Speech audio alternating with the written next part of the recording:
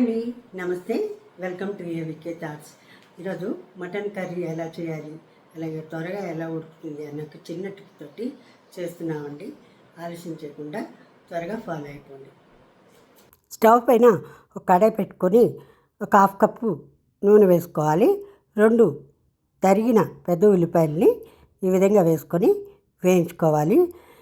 అలాగే 1 table spoon దంచి పెట్టుకున్న అల్లం వెల్లుల్లి పేస్ట్ని కూడా వేసుకొని పచ్చివాసన పోయేటంత వరకు వేయించుకొని 4 పచ్చిమిరపకాయ చీలికలు కూడా వేసుకొని రుచి సరిపడినంత పసుపు వేసుకొని కడిగి శుభ్రం చేసుకున్న మటన్ కూడా వేసుకొని లోపలికంటూ కలిగి తిప్పుకొని స్టవ్ని మీడియం ఫ్లేమ్లో పెట్టి బాగా ఉడికించుకోవాలి.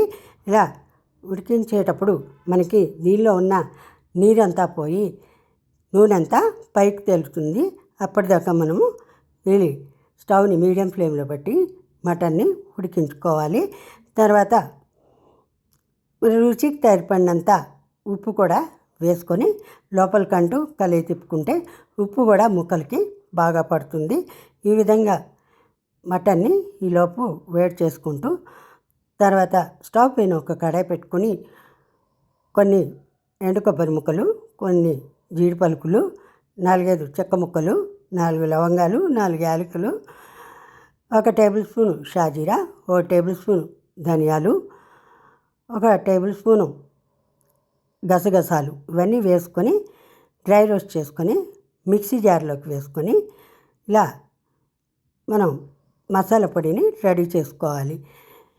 ఈలోపు మటన్లోని నూనె అంతా పైకి తేలుతుంది. అప్పుడు మనం 2 టేబుల్ స్పూన్లు కారం పొడి వేసుకోవాలి. అలాగే ఈ గరం మసాలా పొడిని కూడా వేసుకొని లోపలికంటూ కలిగి తిప్పుకొని రెడీ చేసుకోవాలి. ఇలా రెడీ చేసుకున్న తర్వాత మటను బాగా ఉడకటానికి ఒక టిప్ అన్నాం కదండి, అది వేడి నీళ్ళు అండి. వేడి నీళ్ళు ఇక్కడ 1 కిలో మటన్కి 1/2 లీటరు వేడి నీళ్ళు వేసుకుంటే మటన్ బాగా ఉడుకుతుంది. ఇది 2 దేశవాళీ టమాటోలు కూడా వేసుకోవాలి. దాంతో టేస్ట్ మరింత బాగుంటుంది, గ్రేవీ కూడా రెడీ అవుతుంది.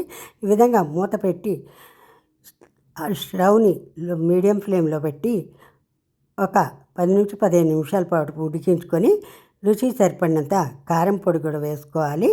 తర్వాత ఉప్పు కారాలన్నీ సరి చూసుకొని మూత పెట్టుకొని ఉడికించుకున్న తర్వాత మూత తీసి ఈ కొత్తిమీర తరుగును కూడా వేసుకుంటే మనకి మటన్ ఎంత ఈజీగా ఉడికిపోతుంది. ఈ వేడి నీళ్ళతోటే ఈ టిప్ అండి. దీనిలో ఈ వీడియో నచ్చినట్లయితే లైక్ చేయండి, షేర్ చేయండి, సబ్స్క్రైబ్ చేసుకోండి, మా ఛానల్కి సపోర్ట్ చేయండి. Thank you for watching.